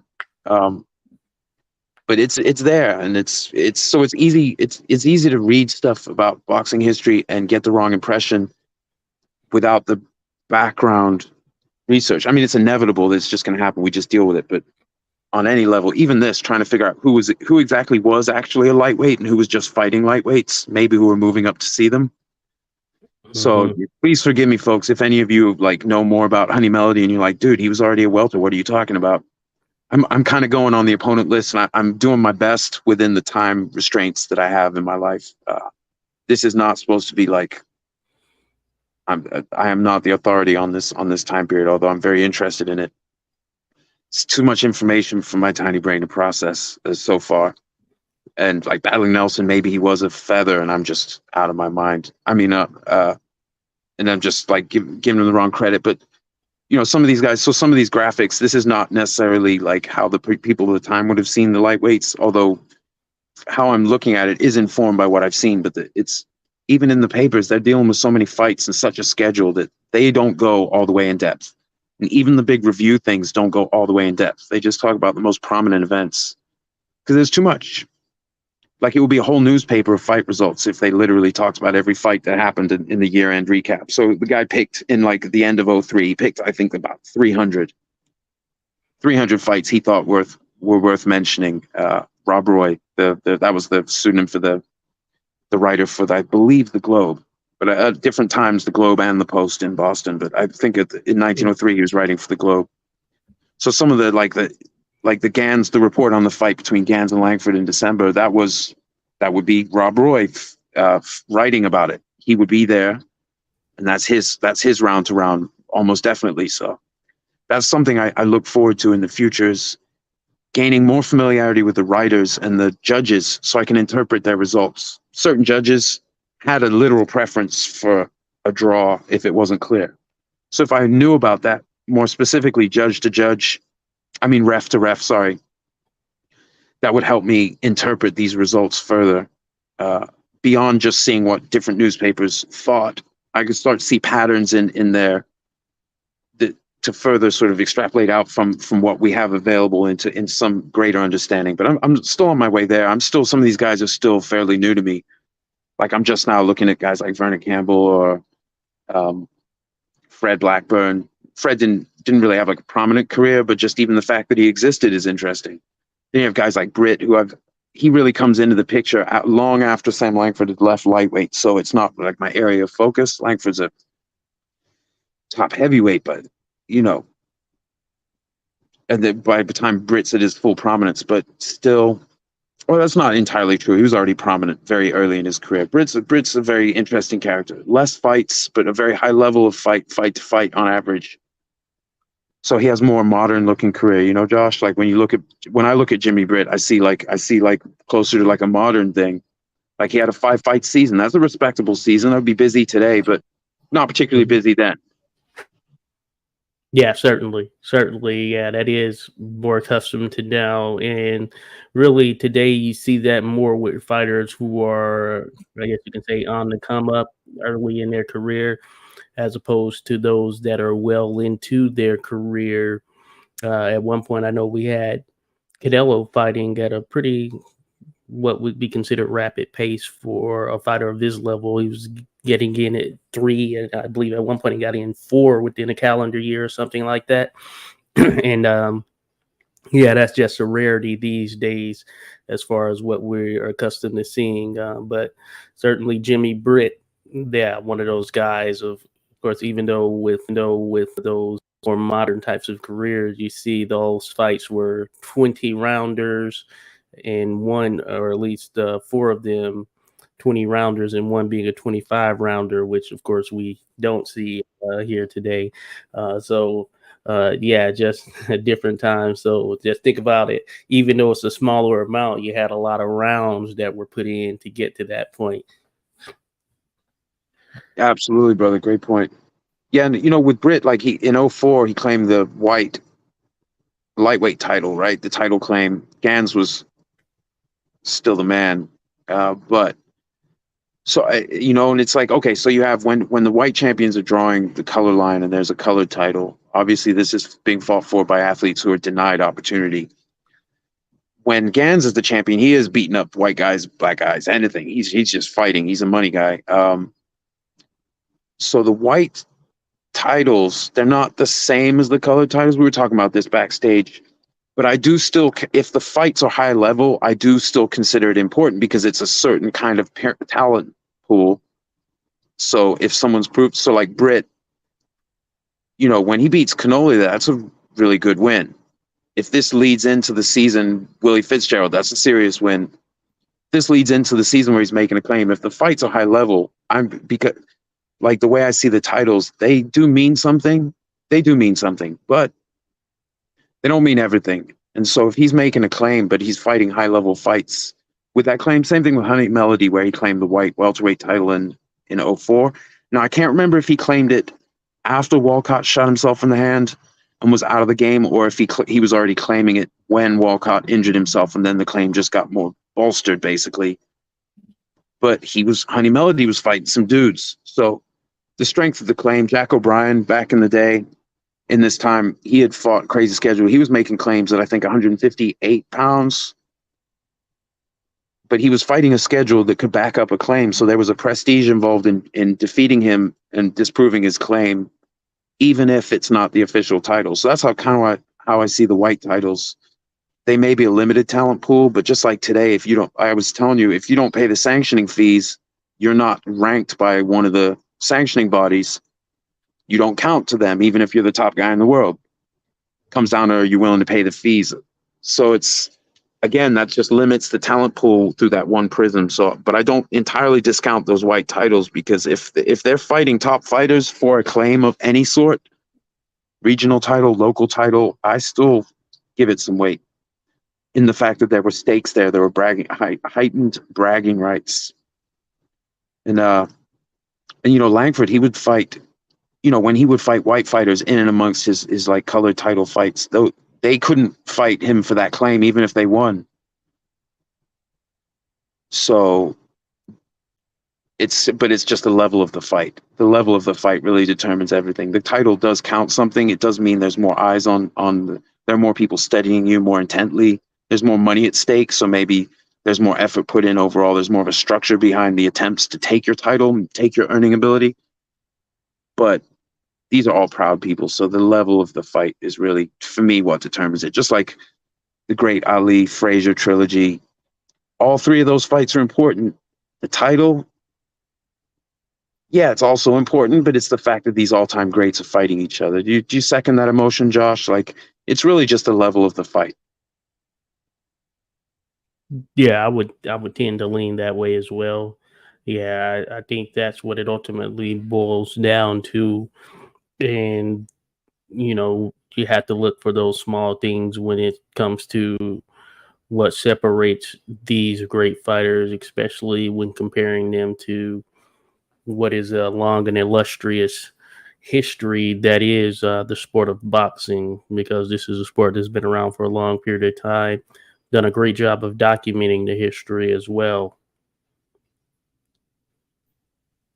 Yeah, and I just want to shout out the chat. I'm reading everything, folks. I'm not responding to it. I'm just trying to just talk to Josh. I'm not a very focused individual, so but I'm reading everything, and I really appreciate your feedback. And to anyone listening after the fact, firstly, thank you for spending some time with us talking about boxing history. But also, yeah, check out the chat. There's always some great information from these great people who just chiming in and just pitching in some information or things that they've read. And by all means, hopefully, you know, that we're inspiring other people to just take more notice of certain fighters. This is what's happened for me, including from you, Josh. I appreciate you, man. Because some of the guys that you've done the specials on makes me appreciate them more and more, like the great Tommy Ryan. I knew of him. I knew he had a great numerical record, and I'd seen some of his opponents. I'd scanned through his career, but not really fully appreciate him until I heard your video on him. Same with Fred Fulton, contender of the teens and early 20s. Powerful fighter, lots of knockouts. I didn't know enough about him to fully appreciate him until I saw your video. So thank you for your great work, man. I really appreciate that. It means a lot.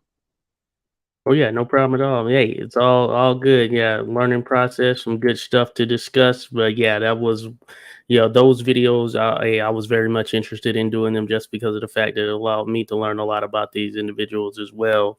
So it's pretty cool. And thank you for inviting me on. Of course, us being able to participate and discuss these great fighters from yesteryear who deserve some recognition. You know, the sport can be passed on, or at least time, as far as some of these fighters, we can pass on over time and not really recognize them as much, but they very much were contributors to this great sport that we love. Yeah, not everyone gets their credit later just because there's just an overwhelming amount of greatness in a sport that presents so much adversity to the participants as boxing. It's like Elbows McFadden, when he was scheduled to fight Langford in 2003, he was touted as America's greatest blocker. It's like a defensive wizard, right? So we know Jack Blackburn was a defensive genius. Even when he was older, fought the great Harry Greb, and even though he lost to Greb, like, his blocking was magnificent. He got a lot of praise for his show, how much he was able to evade, even though he got outpointed. But you know, Elbows McFadden, he was also a great technician. He knew how to punish. You know, he had to do the stuff that would punish your joints and like punish. You know, like he stuff that might be fouls today will definitely be fouls today. But in this time, like, he was definitely a real technician. Doesn't get any credit. Doesn't come up very much, but there's so many guys. He even invented like the noiseless speed bag. So it had like a rubber rim so you could work out without making all that clatter. So, like, you know, but he's just sort of like lost in time. So we'll bring some of these guys. I want to do career I want to do like videos just highlighting their career, going through talking about some of their tougher fights. Guys like McFadden, like contender level guys, not just necessarily champions. It was say like Willie Fitzgerald. He fought some guys. Danny Dwayne fought some guys. Bobby Dobbs, forget about it. Holy cow. Mm-hmm. But, you know, there are more prominent guys like Blackburn, you know, Jimmy Britt. These are guys who do get some praise. They're guys who get practically none. And I'd like to be part of the effort to rectify that and just at least get some. Like Dave Holly, especially if you see it as a seasoned sport, Dave Holly had some really good seasons, really busy seasons where you just think about what he had to go through. You know, and he died young. He didn't. He got infection from a dog bite, I believe. Died young. A lot of these fighters, they didn't get to live out their life with any kind of acclaim, even relative to what they did. So we're sort of keeping their memory alive. We're part of that push. And yeah, I really look forward to further discussion on this weight class. And we're trying to figure out, folks, if you have any opinions, we're trying to figure out if we should. Once we're happy with 1903 lightweight, do we go to one of the other divisions in 1903, or do we just follow lightweight to 1904, and so on and so forth? I don't know, Josh. We talked a little bit about this backstage. Do you have any further opinions on if we expand this, like where we should go with this? Or folks, please leave us comments. Give us your thoughts, because we're not done with 1903 lightweights yet. Not even nearly, but there's potential to do this further on, to expand this out. What do you think, Josh? Any thoughts there, brother? Yeah, I think it's worthy of doing such as far as continuing forward beyond 1903. We know that there's some interesting things that take place as we go through the remainder of those years.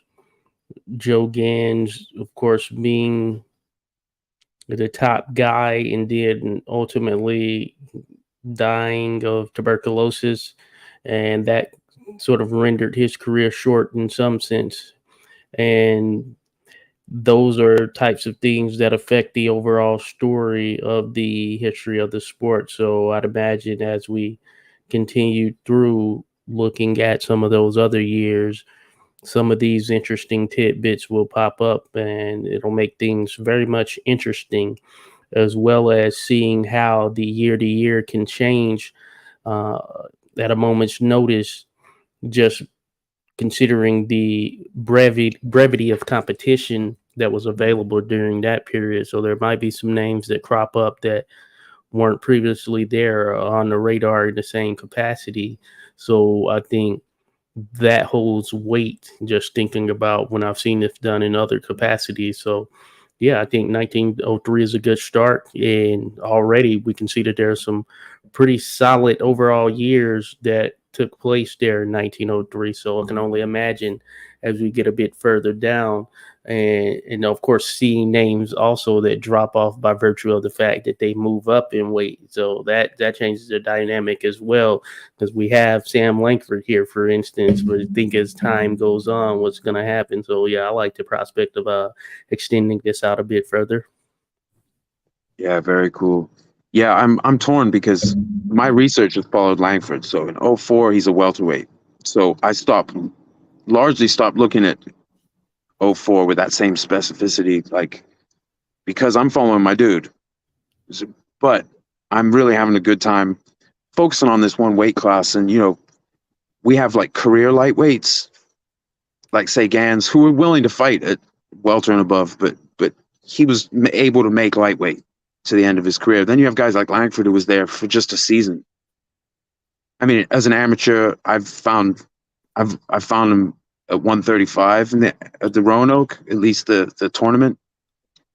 I don't know if he fought other than that one. He in the 20s, in his memoir, sort of syndicated memoirs in the paper, he said he won multiple tournaments, but I don't know if he was referring to, because he did have like a special amateur fight the night of a tournament, but he wasn't in the tournament. He was the special feature headliner against the same guy he beat, Jack McVicker, the same guy he'd already beaten in the tournament. So I don't know if he was referring to that or if there's stuff I haven't found yet, but he fought at least like 135 as an amateur. Lightweight was 133 in this day. So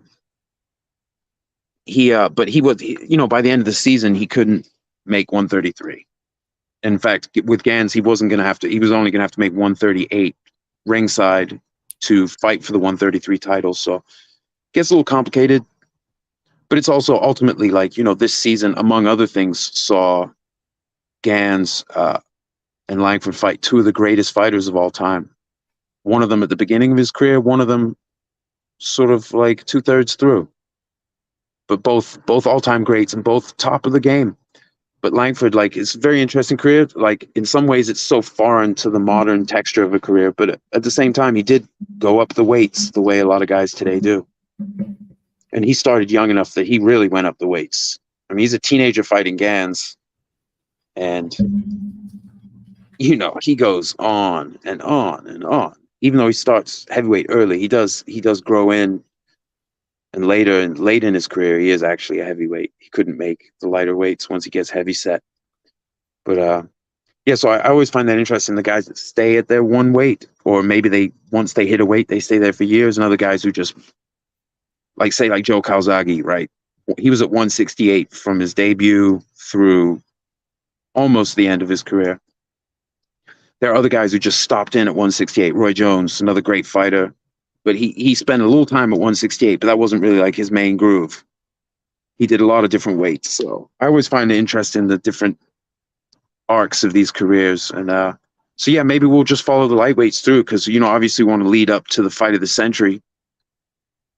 Gans. And something else I should mention. I didn't do a graphic for Frank Earn, who was the champion. Is actually Gans got his title from him, but he only had one fight this year in 2003. So he was the champion. He lost his title in 2002, but in 2003 he only had the one win, DQ, and then didn't fight for years. So I didn't make a title, but I did. Here's a drawing from Rob Edgren of Gans knocking him out. So there's his shout out to Frank Earn, who I believe just got inducted into the Hall of Fame. So fantastic. Here's your shout out, Frank. Sorry, it's a picture you getting clocked, but them's the breaks. It's a tough sport. But yeah, we follow Gans through to the great battles with Nelson, the fight of the century included. And then maybe another time the other weights could come in. But there's plenty that's going on lightweight, even though Langford moved up. I think Dave Holly moved up to welter because he was one of the contenders at welter trying to fight Walcott. He actually fought Langford around the same time that Walcott and Gans fought at welter to try and get a shot at the winner. But then Gans-Walcott was a non-title fight in the end, and it was a draw, and Holly and Langford drew. So it was all, so sometimes the best laid plans, et cetera, et cetera. But I think Holly was still able to make lightweight. I'm not sure if when he moved up, but it's the next year, although it didn't happen at lightweight, but the next year Langford and Holly actually collide. And Holly gives Langford only his second defeat in his career, which is interesting, and it's quite an accomplishment on its own. That's another thing with these busy schedules. You can gain prominence because if you beat someone who beats someone world class, now you've shown your class. Without beating the original victim, you've shown your own class. So people getting the best of Langford, that's going to mean a lot moving forward. It's not a small thing. So when Holly gets the best Langford, when Blackburn gets the best Langford, this is a big ass deal, which I like. It's even if the avenue to a title is difficult, the avenue to prove your worth, it's wide open for a lot of guys. Even avoided guys like Langford. He fought so many dudes. One of the most avoided fighters in history, and still fought arguably the toughest schedule in history. So pretty crazy stuff, Josh. Oh yeah. But Gans is another guy. As Gans is another guy. You look at his career. Holy shoot! Even if it's more concentrated at lightweight and welter, especially lightweight, Gans' career, his resume is ridiculous. And to me, he's one of the greatest of all time. And I still consider him the greatest lightweight of all time. I know people have the great Benny Leonard and great Roberto Duran in there. Perfectly fair. Those guys are incredible. For me, Gans, considering the overall adversity of his career, the time he fought in, what he had to deal with, and a hard life, leading up to boxing prominence. It's not like he didn't have any kind of pathway that would sort of predict success, but he got there anyway. And in this time, when you see his opponents, if you crawl down his box rec and you look at it, he fought a lot of experienced opponents, but he had ridiculous experience because, like I said earlier, he could keep that season to season schedule. Same with Langford. Lots of guys did it in bursts. I mean, really did it in bursts. So, like, say, where's Vernon Campbell's thing? Let me pull this up again. So that year, he had more fights than Gans, but Vernon Campbell's overall career, especially high-level work or longer bookings, Langford and Gans, these are the kind of careers that really stand out. And even Jimmy Britt, the shorter career, like you said, these are long fights. That's a lot of rounds. How many rounds did he book for in that 1 year? 105 rounds, is it? Yeah, that's crazy. That's a lot. That's like a quarter of a modern career as far as how the length of the bookings. 400-round career is not that bad these days. I don't think. Maybe I'm off a little bit, but 400 or 500 rounds probably isn't that small today. But he had 100 in a year, 105. Didn't go the full, but still, holy cow! And then you see Langford had much more mixed. Some of the guys were mostly 6-rounders. Britt over here is mostly 20 with a 25 in. Langford had a nice little blend going on. He has a nice balanced blend of styles, weights. This might be the top. I'm not sure. It's tough, Josh. Do you struggle at all if you think like between Gans and Langford, who had a better season?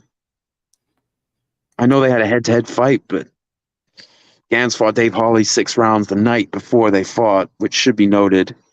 Although they both fought back-to-back nights. It's not unusual, but it should be noted. But who do you think had the better season overall? Is there an edge there? Well, certainly an argument can be made for Langford. I was saying how it stood out as far as all that were there, or all that we compare it to just overall. But yeah, argument can be made for Sam Langford. He had that head-to-head victory, which can vary in certain situations, but I think it matters very much in this one. And then you look at who else he ended up going up against during that year, to include his draws. And yeah, that's a very, very solid, just overall year for him. Or at the very least, it's not too far off, I would say. Again, yeah, he did pretty well. Of course, he only had those 2 fights that he dropped to the likes of Langford and Blackburn, which is nothing to sneeze at for sure, because we know what those individuals are capable of. And yeah, it's just pretty impressive, both of them, wholeheartedly. I think you can make an argument for both for sure. Just the volume, of course, lies on the side of Langford when you look at it, but yeah, nothing to sneeze at as far as what Gans was able to do as well. And just overall, of course, at this particular point, Gans was, in my opinion, the top dog just in general at lightweight. So yeah, very interesting one. Yeah, it's tough. I think, with Gans, where he's also stopping a lot of those guys, enough of those fights that year, but stopping Willie Fitzgerald, Jack Bennett, Steve Crosby. Those, like when you're putting guys away, got Hawley over 6 rounds and then lost to Langford over 15 the next day. So yeah. That's not to take away from Langford's win, because Joe Gans and Sam Langford were both capable of fighting back-to-back days, fighting short notice, change of opponent. Like they were supposed to rematch actually in 1904. But Langford, again, couldn't make 138 ringside, and they knew about it in advance this time. So Gans switched and fought Kid Griffo right here in a challenge match. Last 10 rounds, and you get the winner's end of the purse. I think it was scheduled for 15, but he didn't last 10. But the challenge was, and if you last past 10, the athletic club would throw in some money. The athletic club was the Eureka Athletic Club, if I'm not mistaken, run by Gans' manager. So basically his manager would throw in an extra, I think it was $100 a round if he could last past 10. And I'm pretty sure he lasted about 7 or 8. But that was a short notice switch. So even though that would have been a non-title affair in place of the Langford-Gans title fight. But like Gans was willing to take a short notice switch, and Kid Griffo, top guy, not necessarily, but he did, and yeah, he got a win over Danny Dwayne, who'd beaten Langford. But I think actually Dwayne was ahead in that fight and he got DQ'd in a fight he was winning. So, grain of salt with that a little bit. But Kid Griff had already drawn with Dwayne earlier that year. So, and he'd beaten Jake Stone, which was a quality win. Lost to Gardner and Langford, but still quality. So Langford Gans was willing to switch it up short notice to fight someone who was at least a threat to certain high level guys. So there's a lot to be said for that. He didn't just pull out of the fight and be like, okay, there's no fight now. He still got his groove on, even though he didn't want to face Langford. Gans was willing to fight guys at welterweight, but not Langford, or at least not open weight. Basically, Langford, he wanted him to be able to at least make 138 ringside. He did fight Joe Walcott around that same time of 1904 at 141 or 142. I'm sorry. So he was willing to fight guys who were heavier, just not Langford. Langford was already a serious threat, and he generated so much experience and buzz, and he'd fought enough guys that by that time in 04, yeah, Gans was like, yeah, I think with him we'll fight at that weight or not fight at all. But still fought Griffo. So I appreciate that guys were getting their fight on. They didn't always get all the matchups they wanted, but they did have a lot of matchups. Even if they couldn't get everything, Langford wanted to fight a lot of guys who wouldn't go near him. Or say when he was supposed to fight Elbows McFadden, and McFadden refused to fight that night. But Langford fought someone else instead. He just got his groove on anyway. So not all of Langford's schedule can be attributed to just the fact that his manager ran an athletic club. Because that's only 12 bouts. He had 28? So the majority of his stuff, he actually was traveling around to fight. But he also is the willingness. So he loses to Danny Dwayne on the 26th of June. Well, July 18th, he goes and fights a 20-round fight against Belfield Walcott in Scituate. So he travels to go fight 20 rounds within weeks of getting his first professional loss. That's quite a rebound. That's different than today, where a guy loses and maybe he's going to take 6 months and refocus and this and that. And the whole buildup, and everyone just forgets, the prospect is, because he's just gone. In this day, even though it's just newspaper reporting and word of mouth, dude, you can. Langford lost, but by the end of the year, he had 7 wins, is it? So he followed up that loss with 7 wins and a prearranged draw. And one of those wins is against the top lightweight, arguably of all time, but certainly of that era. But one thing that's interesting, though, is the newspapers, certain writers were saying, well, Gans, it's hard to consider him a championship proposition now. He lost to Blackburn and Langford, unless we have some real talent on our hands here in Blackburn and Langford. And of course, that proved to be true. But even though Gans was a champ, even though he had this phenomenal record and these great seasons, they were very quick to bring up questions, because that's how quickly the sport could change. Look at what happened to Frank Earn. He was a champion 02. He loses, I think it was in May 02. He loses to Gans, loses the title.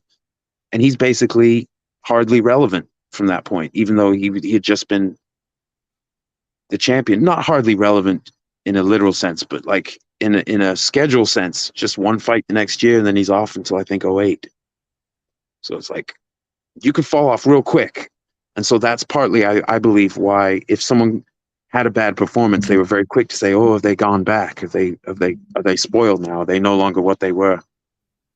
There are questions about Patsy Sweeney for multiple reasons, including not showing up to fights. There were a couple fights. There was one in Chicago. He got booked and then it fell through.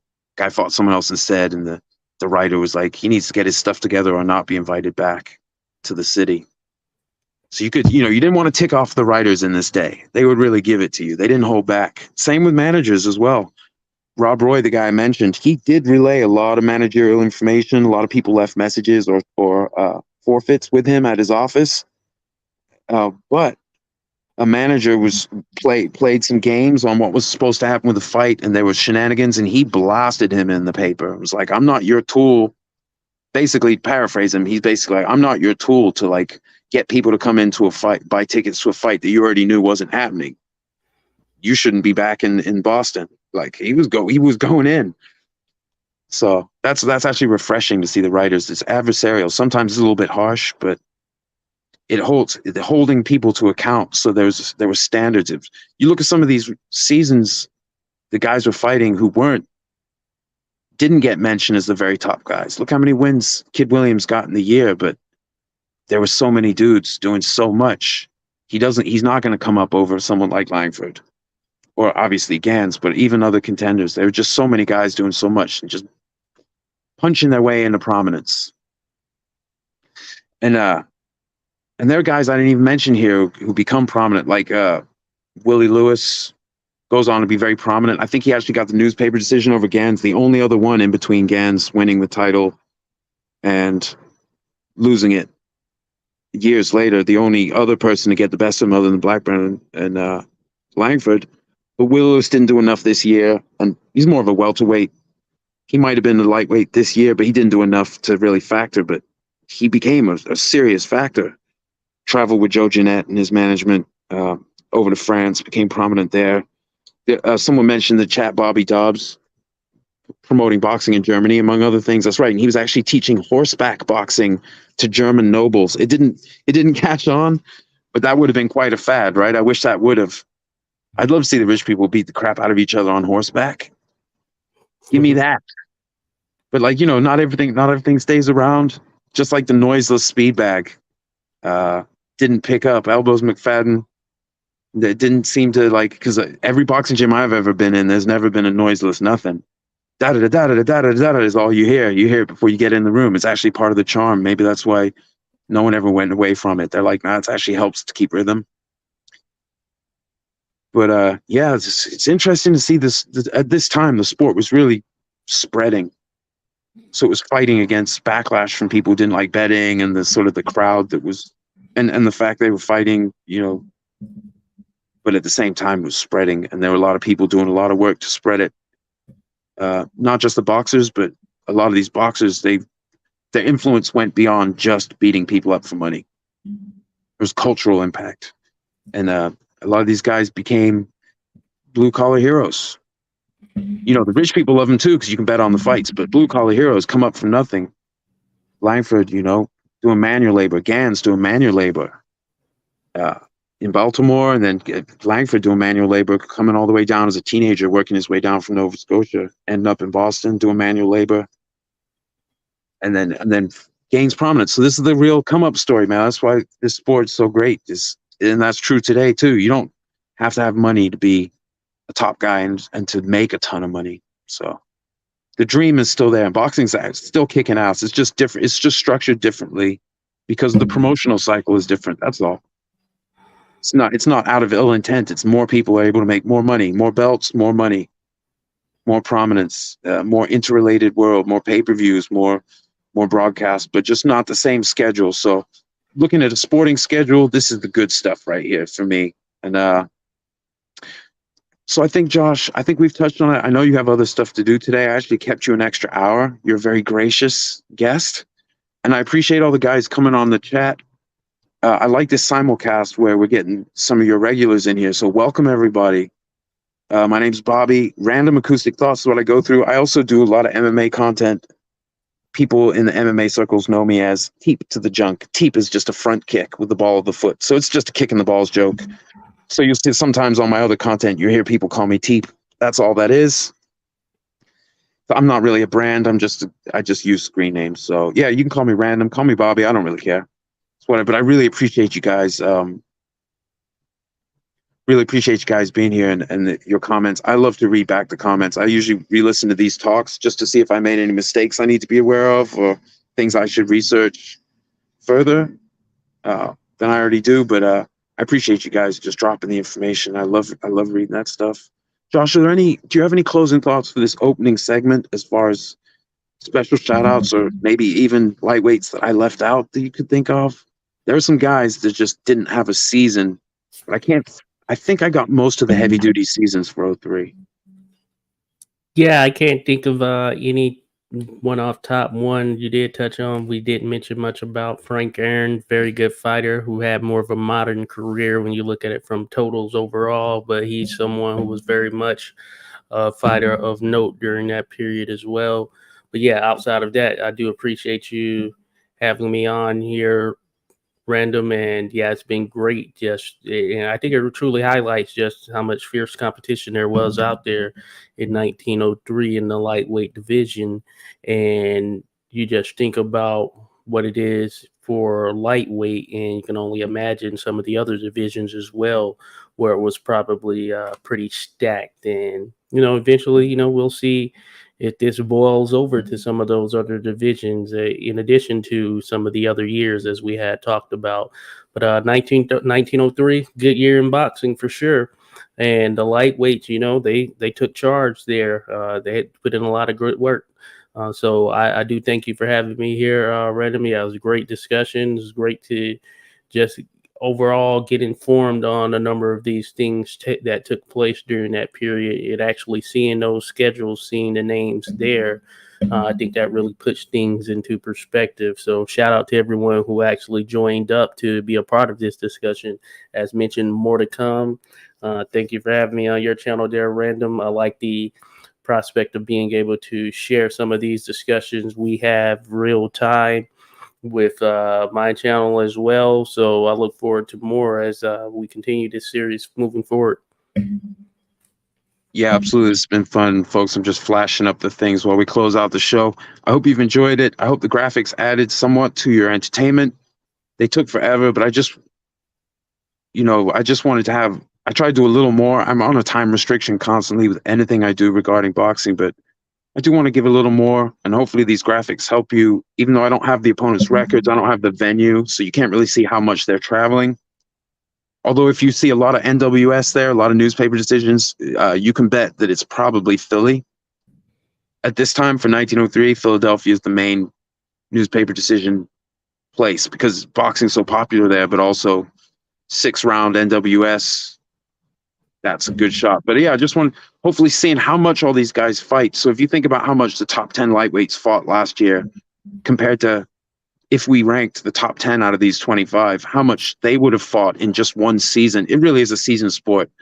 So I'd hope that you guys give them a little bit of leeway if they're not undefeated relative to how we would judge guys today, because a loss is not 6 months worth of a career in 1903. A loss might just be until next Friday, when you get another chance to get back in the win column. And hopefully we've shed a little light, even a little shout outs to guys like Fred Blackburn, who get no mention anywhere. I didn't even know existed until I started crawling through certain records in Philly. And I'm like, wait, Fred Blackburn, because he's just not really mentioned, even in the papers talking about Jack. It's like, just because your brother's famous doesn't make you famous. Like, a lot of people don't know certain famous athletes had brothers, even had them, even if they were around them. Then Ali's brother was in and around his camp, right? Yeah. I didn't know he had a brother. I didn't know he had a brother for decades. I didn't know. Doesn't come up. Or it didn't come up in what I saw. So anyway, folks, it's been real. And shout out to Scrapbook Boxing, Museum of the Forgotten Fisticuffs, for his great work, and also to the Boxing Librarian, Hardline Boxing Talk. You can go to boxinglibrarian.com, check out some stats, folks. And also 86 Boxing, you are the man, Josh City, for hosting this on your channel, and also for come visiting me on mine. Hopefully we can do a lot more of these. I really appreciate the engagement in the comments, folks. And Joshua Wood says Jim Jeffries had a boxing brother. That's right. And I think didn't Jack Johnson knock out his brother years before he got to actually fight Jim? Before he fought Jeffries? Yeah, I'm pretty sure he knocked out his brother. But anyway, it's been real. Josh, I can't thank you enough for your time, especially that you extended your time considerably for the purposes of the conversation. So I hope you have a fantastic night. Let's coordinate on when to do the next one. And folks, thank you for your patience. So this was originally going to start at 2 p.m., then it was 6, and it ended up being like 9:30. Such is life. Couldn't be avoided, unfortunately. So thanks for joining us. And Josh, thanks again, brother. This has been really, really fun. Anytime. Hey, have a great day, folks. Take care.